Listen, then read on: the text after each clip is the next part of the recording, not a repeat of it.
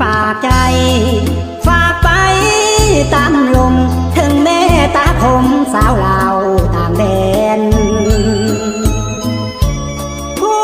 หญิงซื่อสอง